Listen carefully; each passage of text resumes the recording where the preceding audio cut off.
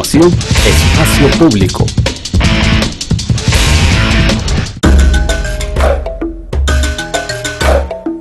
Desde Guatemala, lugar en donde surge la civilización maya en todo su esplendor.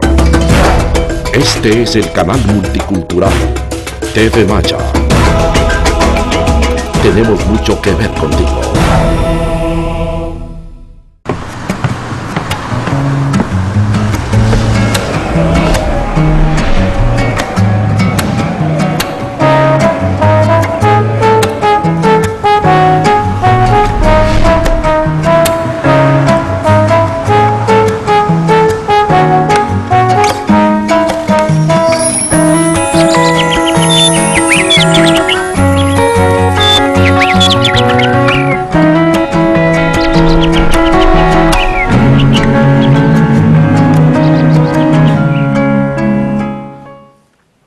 Bienvenidos a Espacio Público, soy Álvaro Pop y para mí es un gusto y un honor estar de nuevo con ustedes en este espacio que pretende aportar a la construcción de un Estado con reconocimiento de los derechos de los pueblos indígenas. La reforma del Estado es un hecho absolutamente indispensable, reconociendo sobre todo la existencia de pueblos indígenas como los mayas, los garífonas y los xincas en nuestro territorio. Poblaciones que, además, vivieron desde mucho antes de la venida castellana a estos territorios. Este año es precisamente el primer momento del siguiente Bactum, un hecho histórico significativo en la vida cotidiana de los pueblos indígenas. Los mayas cuentan los días, cuentan el tiempo de otra manera diferente al calendario gregoriano. Y esto nos demuestra una continuidad significativa de estos pueblos en estas tierras. Pero más allá del calendario, más allá de las prácticas culturales, ha habido una participación política. Ha habido un reconocimiento en los últimos años desde los pueblos indígenas mismos, pero sobre todo desde los mayas, que es la población mayoritaria en Guatemala. Datos estadísticos oficiales hablan del 42.3% de población, en un censo que además viene en marcha, se está preparando y que va a demostrar la cantidad oficial de pueblos indígenas, de población en general y de mayas en particular. Sin embargo, hay un cuestionamiento serio a este dato. Serio porque la realidad nos demuestra que los mayas son mayoría en este país.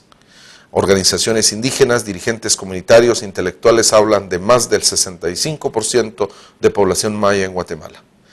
Entre la realidad y lo que reconoce el Estado hay mucho todavía por recorrer. Pero para hablar de esa participación, de esa lucha por los derechos de los pueblos indígenas, del reconocimiento indispensable para el cumplimiento de derechos, hemos preparado una serie de entrevistas, una serie de diálogos en este su programa, en Espacio Público, para precisamente aclararnos qué es el movimiento maya, quiénes lo integran, qué pretende, qué busca y cuáles son sus actores principales para poder entonces cerrar pensando en el futuro. ¿Qué viene a continuación? ¿Qué nos trae el futuro? Y nuestro siguiente invitado, y para mí es un verdadero honor y un gusto darle la bienvenida al licenciado Virgilio Alvarado Ajanel. Tiene una maestría en Antropología y Etnología por la Universidad de París II. Él es maya quiché, nació en Totonicapán, él es maestro además, licenciado en Trabajo Social, ha tenido puestos significativos como académico, como director de procesos educativos, en el sistema educativo nacional, tiene un recorrido sumamente valioso, ha sido viceministro de Cultura y Deportes en el año 2000 al 2004, como responsable también de la ratificación del convenio 169 que el día de hoy es vigente, es ley en Guatemala. Así que a nuestro dirigente maya, consultor nacional e internacional, conferencista de múltiples temas, es para mí un honor y un gusto darle la bienvenida a Virgilio Alvarado Ajanel. Bienvenido, Virgilio, y realmente ese proceso histórico que ha tenido el mundo maya en Guatemala ha sido encabezado precisamente por grupos de intelectuales que, como ustedes, le han dado una marca importante. Pero que si quisiéramos empezar haciendo una definición, ¿Qué es movimiento maya? ¿Qué significa el término maya? Bienvenido. Muchas gracias, Álvaro, por la invitación. Realmente es un honor muy especial para mí conversar sobre temas de palpitante actualidad y que conduce ese tema, vida material, vida inmaterial de los pueblos que todavía cohabitan. Les falta la convivencia en Guatemala. Cohabitar es porque están ahí, porque ocupan un espacio físicamente, pero no trascienden, mientras que en la convivencia, que es parte de lo que hace el movimiento, es convivir, significa tener relaciones positivas, una relación horizontal, un reconocimiento profundo de los derechos colectivos e individuales de los pueblos. Bueno, el movimiento se expresa no solo en actividades de organizaciones, también se expresa en la vida académica, que en sí el movimiento maya, pueblo al cual yo pertenezco, al posicionar el tema, el concepto maya, realmente es una lucha política y es una forma de visibilizar la cultura milenaria, y es también hacer uso del nombre propio de los pueblos, porque decir indígena es un nombre muy genérico. Años anteriores, con el Consejo de Pueblos Indígenas, dijimos a lo ancho y a lo largo de la América Latina, debemos de utilizar nuestros nombres propios, y eso requiere un movimiento. Es decir, Aymara es Aymara, Maya Quiché, Xinca, Garífuna, Azteca. Cuando posicionamos su nombre específico, entonces comenzamos a analizar su historia, su idioma, su gastronomía, su indumentaria. Y cada vez que visibilizamos eso, el movimiento maya procura, en este caso, un proceso fuerte de descolonización. Algunos creen que el movimiento maya es reciente, que la mayanidad como movimiento político nace en el marco de los acuerdos de paz y invocado por extranjeros. ¿Qué podemos decir al respecto? Bueno, esa es una lectura, pero los que estamos transitando, recorriendo aldeas, parajes, escuelas, instituciones gubernamentales, ONGs, movimientos, sabemos que existió un partido que se le denominó FIN, Frente Indígena. Ocurrió más o menos en 1962-67. Ella era parte del movimiento indígena. También han habido muchas luchas en el Congreso. Tuvimos a Pedro Verona Cumes, que estaba en la Democracia Cristiana, pero reivindicaba temas indígenas, Mauricio Quistán y otros más. Entonces, posiblemente nos encontramos en el camino, porque tampoco no somos una isla, y los mayas consideramos que pertenecemos al planeta, no somos de otro planeta, y si pertenecemos a un planeta, los que somos de aldea, nuestra aldea la reconocemos muy bien, pero también consideramos y estamos clarísimos que somos de una aldea planetaria. Por lo tanto, hubo siempre un inicio en Guatemala y que de repente convergen puntos a lo largo de la historia, pero es una coincidencia. Es decir, este proceso tiene una historia mucho más larga de lo que se plantea. Sí, definitivamente, porque el CUC, Convergencia Maya, el COMG y sus unidades como CEDRO, como ADESMA, etcétera, existieron antes. Los 48 cantones, que ya tienen una historia, que también se recoge parte de su sistema organizativo, su forma de pensar, ya han dado pasos. Que en un momento dado alguien lo aglutina, lo consolida, eso es otra cosa. Pero y realmente esa historia es parte de lo que vamos a tener que seguir hablando en los próximos momentos. Por favor, vuelvan con nosotros después de estos mensajes.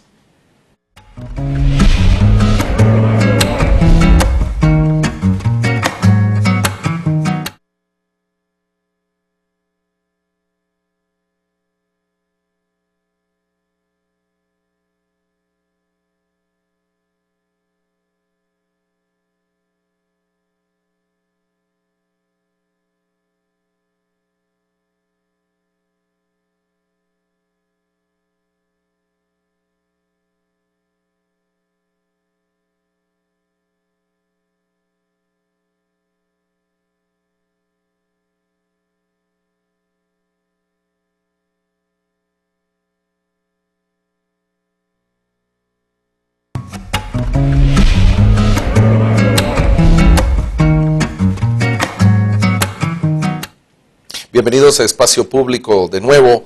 Estamos hablando con el licenciado Virgilio Alvarado Ajanel, el esquiché. Es un dirigente maya muy importante en Guatemala y en la región latinoamericana y parte significativa de la historia contemporánea de los pueblos indígenas. En la historia reciente del país, uno de los hechos que ha marcado, en términos incluso legales, ha sido el Convenio 169. Y este ha traído un proceso social importante. Tal vez el más significativo es los mecanismos de consulta previa, libre e informada, pero en realidad todas las dinámicas de organización comunitaria que hoy se reflejan en temas mineros, por ejemplo, en temas de hidroeléctrica, en términos de inversión en territorios indígenas sin consulta.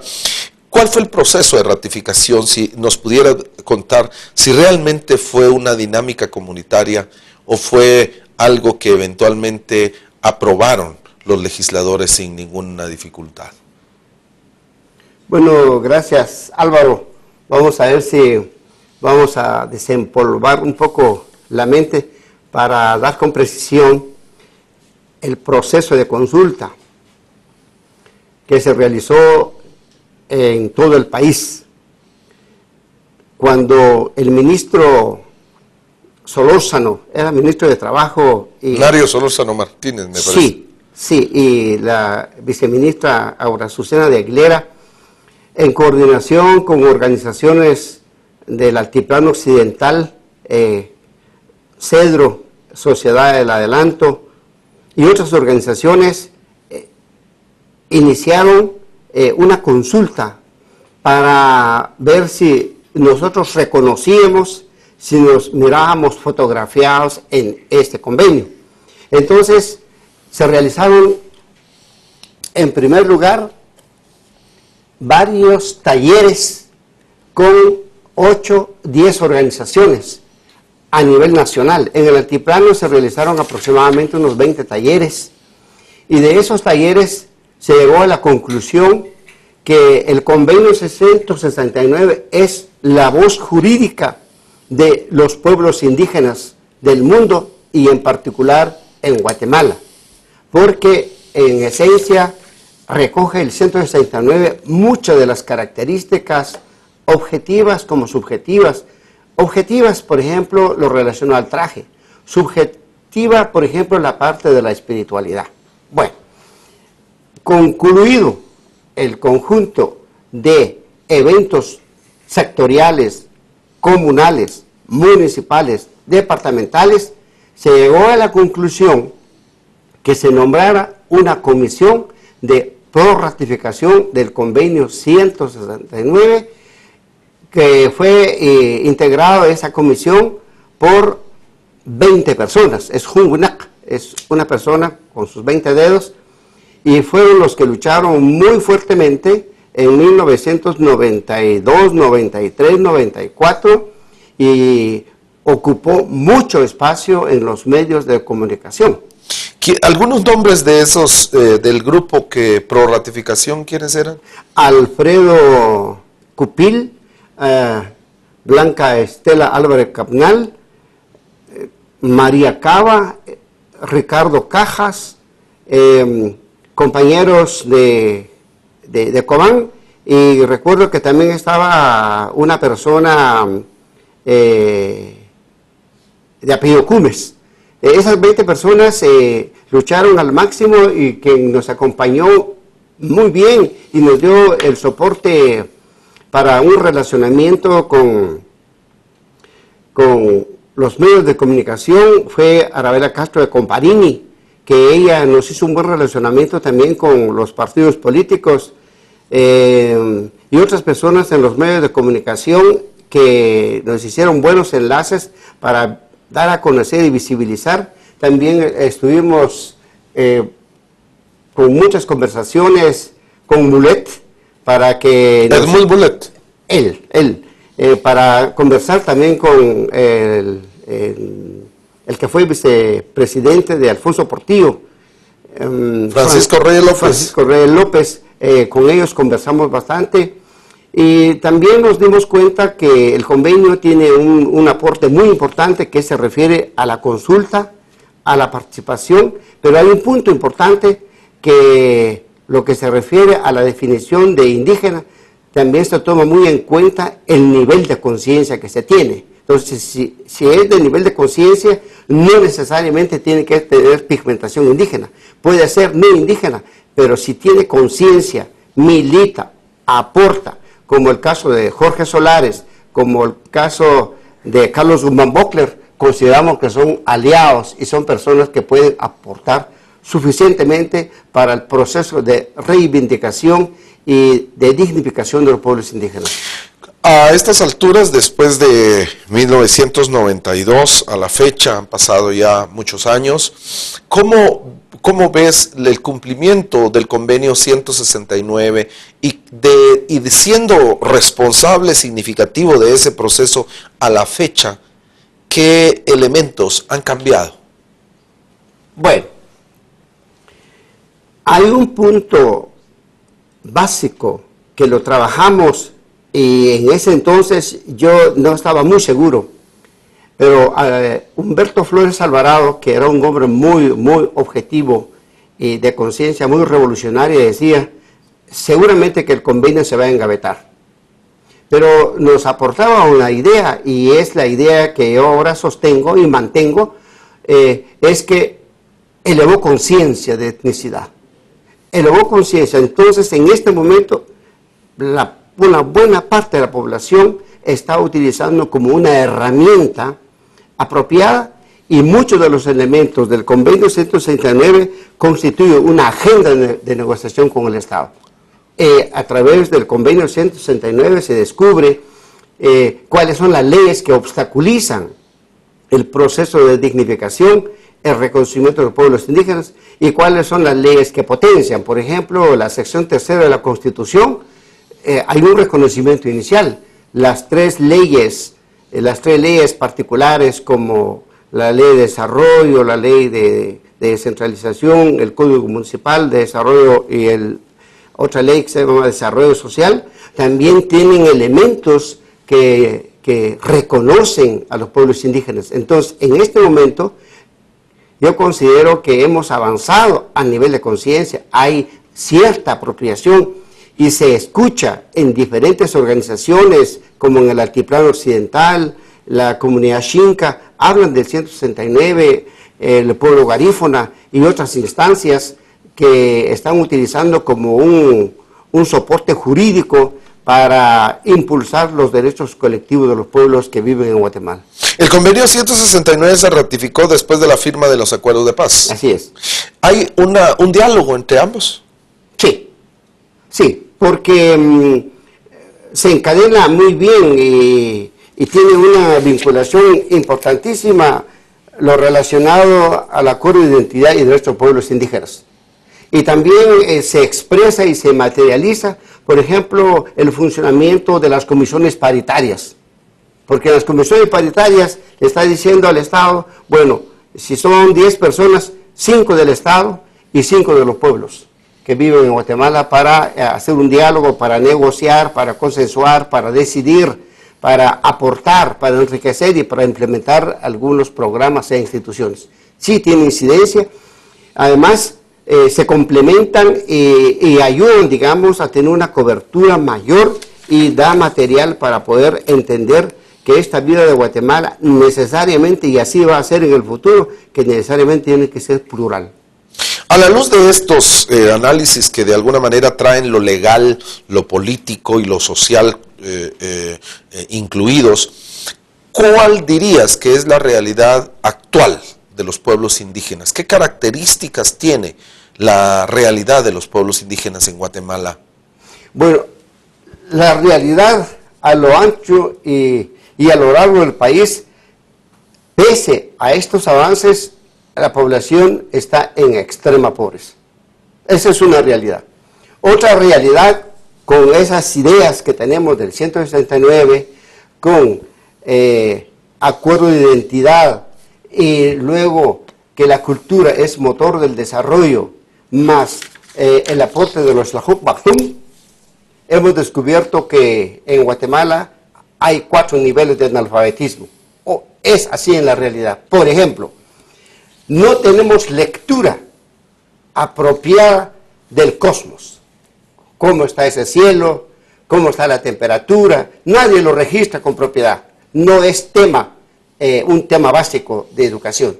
Nadie lee la realidad, nada controla la realidad, nada apunta a la realidad. Lo que vemos en este gran contexto. Otro analfabetismo es en epigrafía maya. Ahí tenemos los sitios arqueológicos, que no son ruinas, son sitios arqueológicos, nadie lee lo que está en las estelas. Y eso ahí están los académicos, están los mejores hijos de Guatemala, pero no son epigrafistas. El otro analfabetismo es que yo diría que un 99% son analfabetas en los idiomas mayas, garífonos y xinca, y no tenemos funcionarios multilingües, no tenemos funcionarios biculturales, y el otro analfabetismo es el castellano. Eso es parte de nuestra realidad, con base al análisis del 169 y otros instrumentos que tenemos.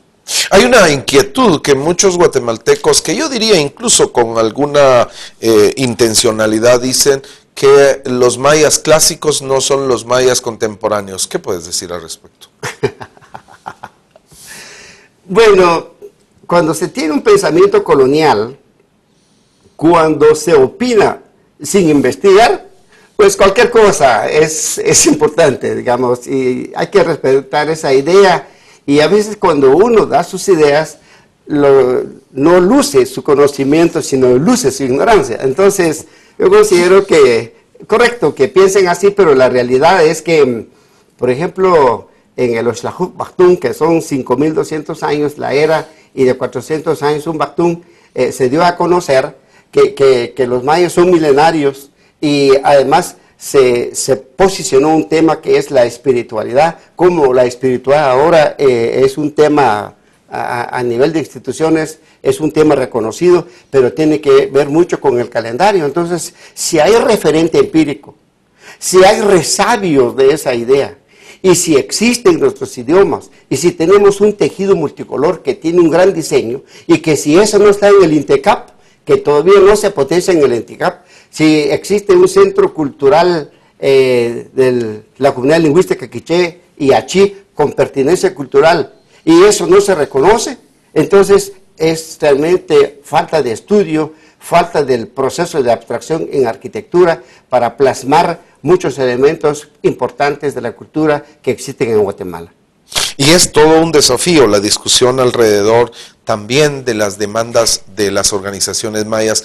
Si pudiéramos hacer brevemente, antes de terminar este bloque, un resumen de lo que los pueblos indígenas, el maya en particular, le está demandando al Estado, me parece que podríamos ir puntualizando ese desafío al cual nos referimos en términos de la relación Estado-pueblos indígenas. ¿Cuáles son las principales demandas? Bueno, iniciemos con 4. Una primera demanda es que seamos coherentes con el censo. Si el censo somos el 42%, debemos de estar presentes el 42% en las instituciones públicas, privadas, y debemos de gozar de becas el 42%, para que se dé, digamos, en pie de igualdad el proceso de desarrollo. Luego, lo relacionado a nuestros idiomas, tienen que ser utilizados en cada una de las comunidades lingüísticas, porque es un irrespeto de que tenga que hablarse en un idioma desconocido y no se tiene el ordenamiento claro. Otro punto muy importante es lo relacionado a la reactivación de la economía a través de las diferentes expresiones artesanales, que realmente es una actividad económica y se ve en Chichicastenango, se ve en la orilla del lago. Y lo otro es muy importante, es el estudio de la matemática, la arquitectura, el calendario, porque también es un aporte significativo del pensamiento matemático y muy avanzado, no solo para Guatemala, sino en el mundo. Es nuestra demanda fundamental. Y hay efectivamente una discusión entre el Estado y la búsqueda del cumplimiento de la Declaración de los Derechos de los Pueblos Indígenas, el Convenio 169, ahora la Declaración de los Derechos de los Pueblos Indígenas de Naciones Unidas. Hay una serie de instrumentos, la Constitución misma, sección tercera, comunidades indígenas planteadas de esa manera en ese tiempo, en 1984-85, es decir, hay una serie de posibilidades de transformación, pero esas transformaciones y lo conseguido hasta la fecha va a ser el tema que vamos a hablar en el siguiente bloque.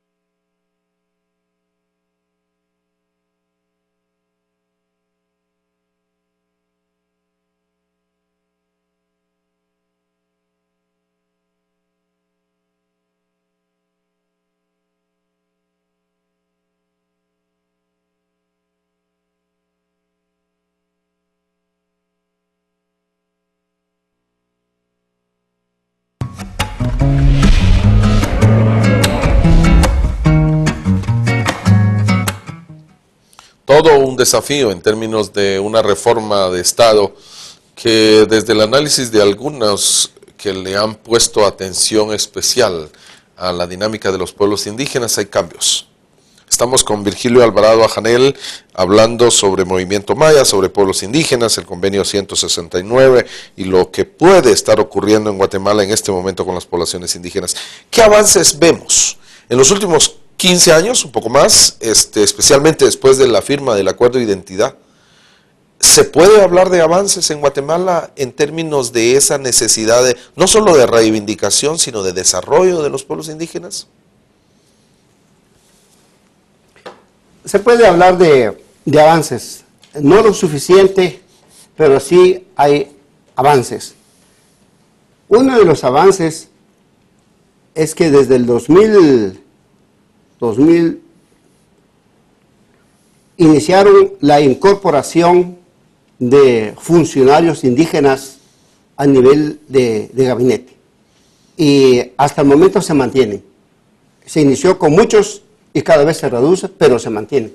Ese es un avance porque entonces estamos aprendiendo y controlando y administrando con identidad. Eso es un primer avance. Otro avance muy importante es la formación de varios profesionales, la existencia de varias instancias que tocan el tema y en algunos avances particulares pese al proceso de colonización. Y ya tenemos muchos nombres mayas, que eso no ocurría cuando yo nací en el 1944.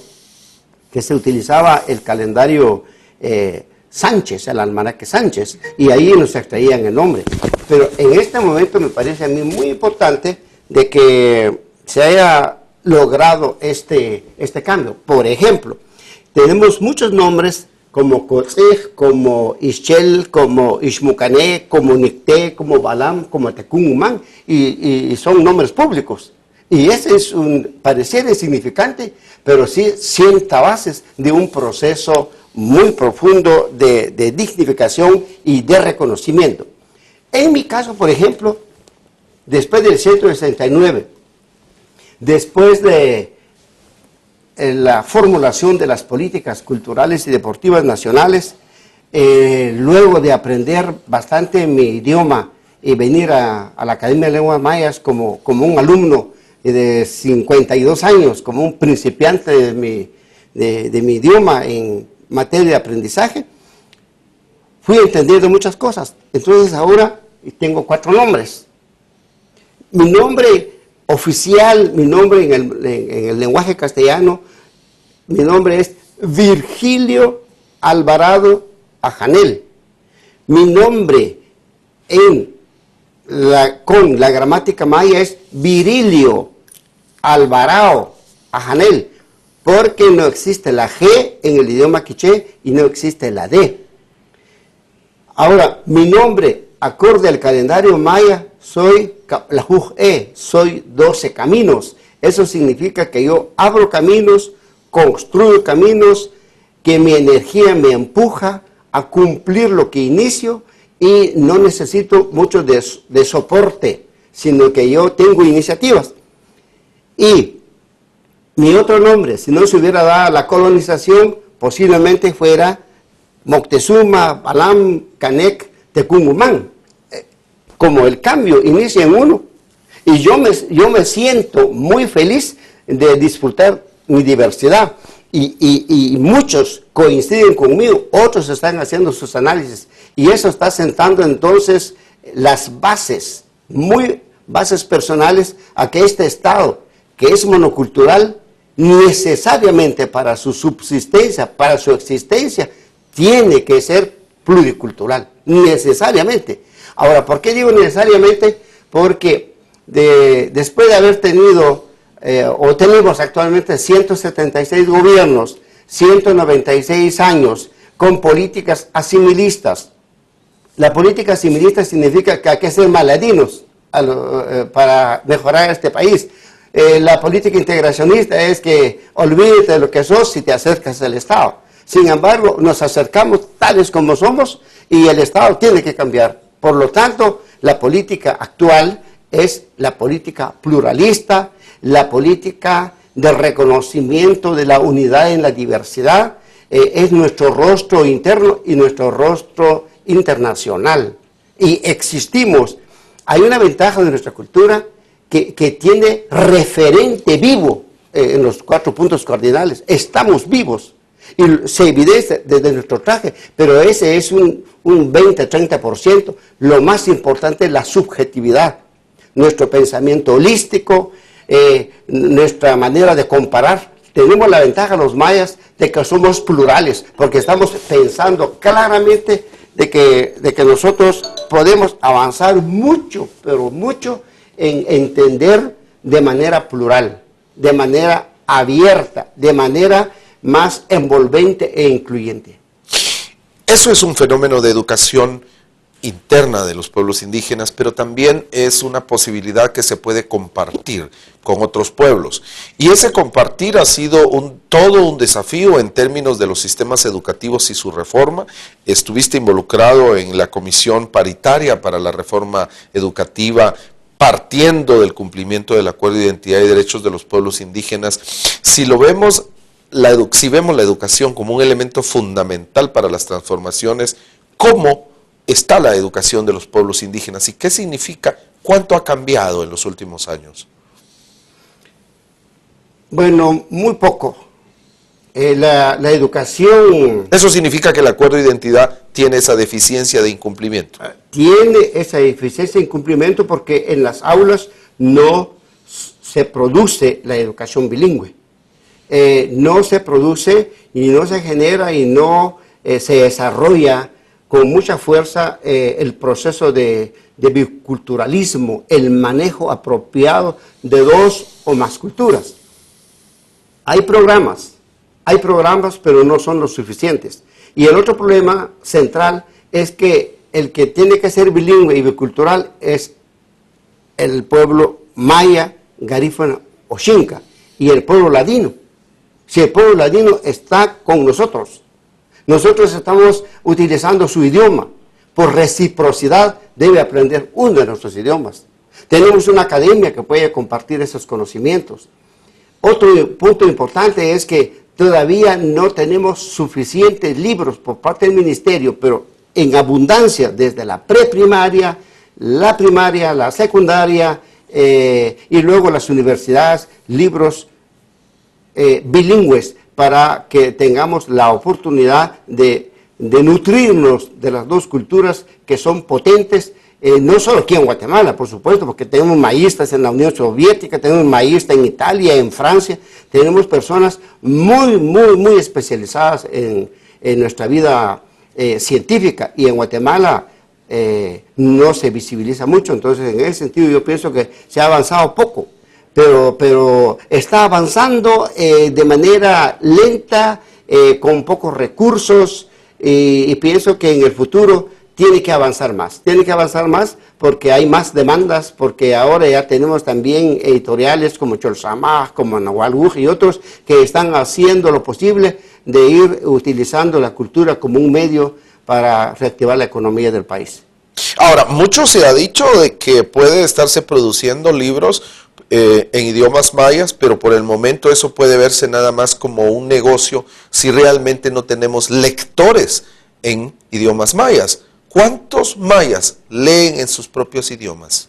Bueno, el porcentaje es mínimo, pero veamos cosas aisladas. El Instituto Lingüístico de Verano, que le dieron 100 años de instalarse en Guatemala, realizó muchas traducciones con la Biblia, y muchos evangélicos y pastores leen esa Biblia en idioma maya. Significa que al tener recurso, igual los católicos. Igual los católicos.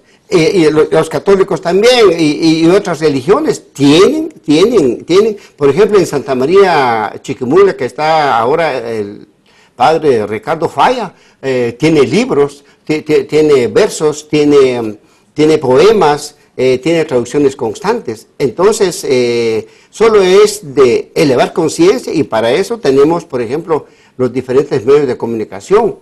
Hay una obligación del Estado de promover la cultura. Está TGW, está el canal multicultural y otros canales que pueden claramente apoyarnos en este sentido para avanzar. Entonces, tenemos que utilizar los medios de comunicación, tenemos que un programa de sensibilización, y también en la medida que toma conciencia la población, como en mi caso, aprendí después de mis 50 años mi idioma, por tener conciencia, y ahora me da muchas luces, porque el que compara ve más y comprende mejor. Ley marco de los idiomas, la ley de idiomas nacionales, perdón, la ley de idiomas nacionales. Esta ley fue aprobada, precisamente estabas en el gobierno de 2003. Ese entonces, en el 2003. ¿Ha servido esa ley para algo en términos de esa difusión del diálogo entre indígenas y los que no son indígenas y que pueden llamarse mestizos o ladinos o criollos? ¿Ha servido en algo la ley de idiomas nacionales? Bueno, solo para la lucha política, para decir que tengo derecho porque me ampara una ley, hasta ahí, pero todavía para el proceso, digamos, judicial, para la comunicación, digamos, alcalde y su población, todavía la población no hace su demanda con base a esa ley. Todavía cuando tramitan también a los diferentes ministerios o en cualquier organismo, deberían de mandar los documentos en el idioma al cual pertenecen, y argumentando... ¿Y por qué no sucede eso? ¿Eso es racismo? Bueno, yo creo que también pesa mucho la cuestión colonial, porque nos han dicho que hay un idioma oficial, y que ese es una manera, digamos, de que la cultura se imponga. Hay un idioma oficial que es el castellano. Ahora que en el 2003 surge la ley de idiomas nacionales, entonces ya llega a la par. Antes también se decía las lenguas, ahora son los idiomas nacionales. Pero esos conceptos de lengua, de patoja, de muchacha, de voz, que son peyorativos, de alguna manera pone una cultura superior y una inferior. Entonces, de alguna manera, de tantos años, se va como internalizando y de repente se toma como normal. ¿Cuánto le interesa a la población en términos de su cotidianidad? Desde lo cotidiano, la gente en las comunidades, la gente en los pueblos. Tenemos más de 187 municipios en Guatemala que tienen arriba del 85% de población indígena cada uno de ellos. Pero ¿cuánto involucramiento tiene esta población en esta lucha por estos derechos? ¿Hay realmente un involucramiento o todavía hay una distancia entre lo que los intelectuales han construido, los activistas han planteado y luchado y la vida de las comunidades? Bueno, la relación fuerte no se ha generado porque el movimiento de parte de los intelectuales todavía no tiene todos los recursos para articular con esa población.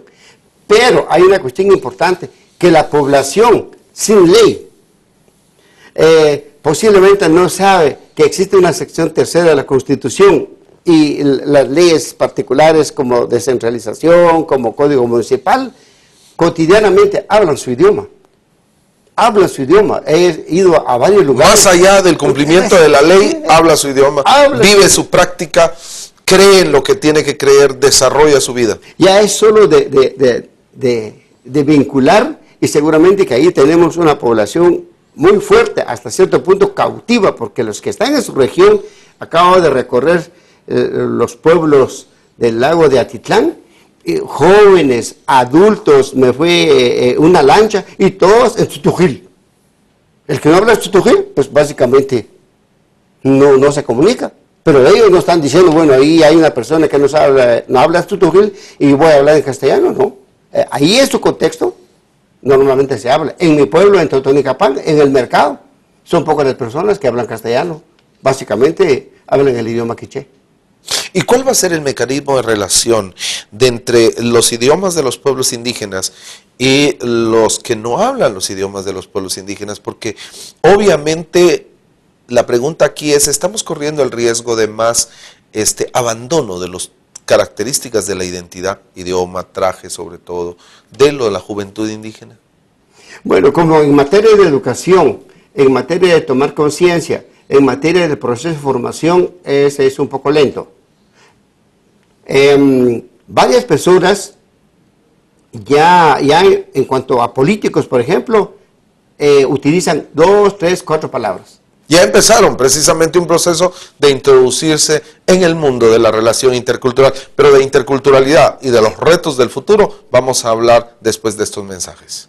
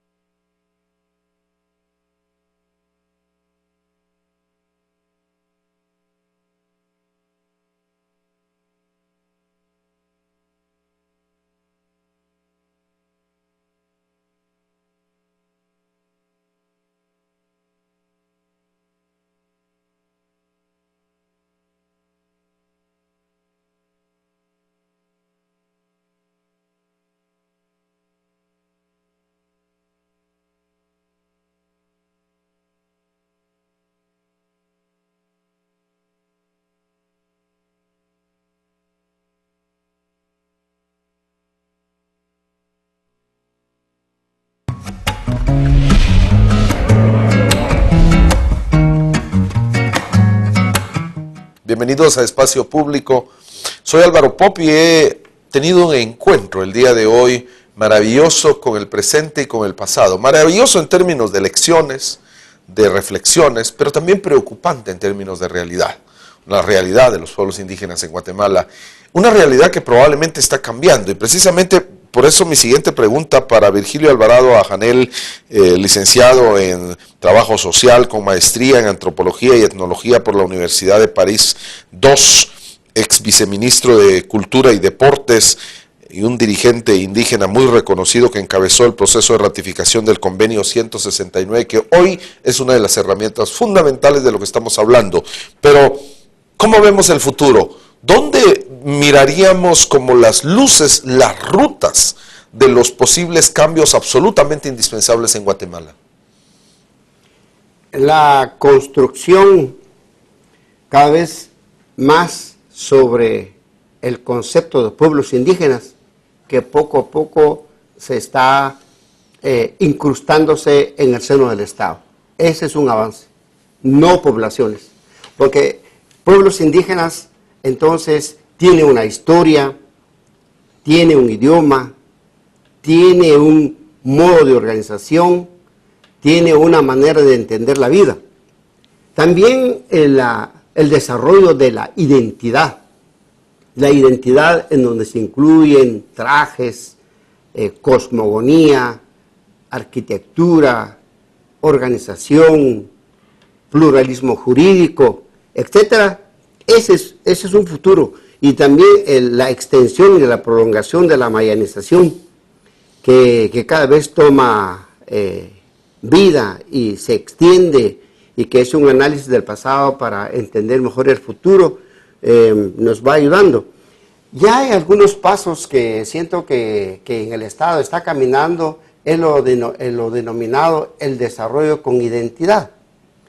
Por ejemplo, la construcción muy reciente de los 4 centros culturales en donde participaron dirigentes indígenas, arquitectos, funcionarios para el diseño. Entonces ahí hay una muestra de la inversión pública con pertinencia cultural. ¿Qué ha sucedido que de un proceso de más de 130 alcaldes venimos de más a menos? ¿Por qué el poder local no nombra a más alcaldes indígenas? Bueno, hay una diferencia muy clara. Los partidos políticos, quien tiene financiamiento, quien aporta dinero, es la persona que puede estar en un partido. Y en nuestro caso, no muchos tenemos un dinero suficiente para manejar y sostener un partido. ¿Por qué Rigoberta Menchú no consiguió, nuestra hermana, la doctora Premio Nobel de la Paz, Rigoberta Menchú, no consiguió superar los votos de su primer ejercicio electoral en el segundo ejercicio electoral? ¿Qué interpretaciones podemos darle a eso?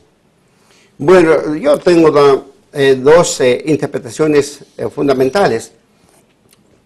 También es muy importante la convivencia, el relacionamiento horizontal y la comunicación frecuente y la imagen que se debe tener del candidato a nivel local. Pero el punto, digamos, que hace, digamos, fracasar la participación de los indígenas, básicamente es la línea del financiamiento, que son millones. Se estima, por ejemplo, para mantener un partido, no menos de 300 millones. De 300 millones los pueblos indígenas, por su situación, son pocos los que podrían dar, pero no llegarían a 300 millones. Creo que esa es una desventaja que tenemos. Aunque tengamos conciencia, pero si no tenemos ese dinero para una comunicación y una promoción masiva y para el contacto directo. Y la otra cosa es que muchos partidos logran alcanzar votos mediante ofrecimiento de obras de infraestructura. Y eso tampoco no estamos en condiciones de financiar obras. ¿Cuál es el concepto, ya brevemente para ir terminando este programa, cuál es el concepto de desarrollo de los pueblos indígenas? Bueno, el concepto de desarrollo de pueblos indígenas es que un pueblo es desarrollado si comprende en toda su dimensión que es parte cósmica, que tiene que atender el sol, la naturaleza, porque es parte de su vida, que es también producto de la madre tierra, que tiene que proteger su medio ambiente, y que es producto humano, que es ser humano, y por lo tanto esas 3 líneas que tiene que ver con su vida, lo tiene que manejar su bienestar personal, su contexto en buenas condiciones y el respeto al ambiente para poder vivir mejor. Es el buen vivir, el buen estar y el buen tener. En los próximos años esperamos mayor participación política, pero esa esperanza, hagamos el ejercicio de especular un poco. ¿En cuánto tiempo tendremos un presidente indígena en Guatemala o una presidenta indígena? Yo estimo unos 20 años. ¿Y a qué se debe esa cantidad? Bueno, porque en estos momentos ya tenemos muchas personas que en la línea de la academia, creo que en 5 o 6 años ya tienen un doctorado. ¿En qué se diferencia del ejercicio de Bolivia? Bueno, la diferencia es que nosotros no tenemos, digamos, un movimiento sindical fuerte que ligue a todas las personas y que incluya la identidad. Es un avance el hecho de tener ventanillas indígenas, toda la institucionalidad indígena, que es más de 22 instituciones con presupuesto, con recursos, con personal, con equipo especializado y con ley para el tema de pueblos indígenas. No, es punto de partida y no punto de llegada. ¿Qué es lo que tienen que hacer en el futuro para que realmente sea parte de ese mecanismo de transformación? Pues seguramente debe tener muchos diputados, debe tener más funcionarios públicos para que la voluntad no sea una voluntad sin adjetivos, sino una voluntad y una voluntad étnica que permita, digamos, facilitar recursos, dar mejores espacios y aprovechar al máximo lo que el Estado puede ofrecer. Con esto, parte de la reflexión que nos ha llevado es precisamente que la historia es determinante para el presente y obviamente ayuda en la construcción del futuro. Quiero agradecerle al licenciado Virgilio Alvarado Ajanel su participación en Espacio Público, en esta reflexión que intenta ser estratégica en la medida en que recoge las diferentes voces. Estamos en una serie de programas para entender y para comprender mejor lo que es el movimiento indígena en Guatemala, pero particularmente el movimiento maya. Creemos que tenemos nuevas expectativas y hemos escuchado de las probables líneas desde donde van a venir los nuevos dirigentes, los nuevos insumos conceptuales para una mejor condición de vida para todos los guatemaltecos. Al licenciado Virgilio Alvarado Ajanel, muchas gracias por estar con nosotros y con ustedes nos vemos en el siguiente programa la próxima semana.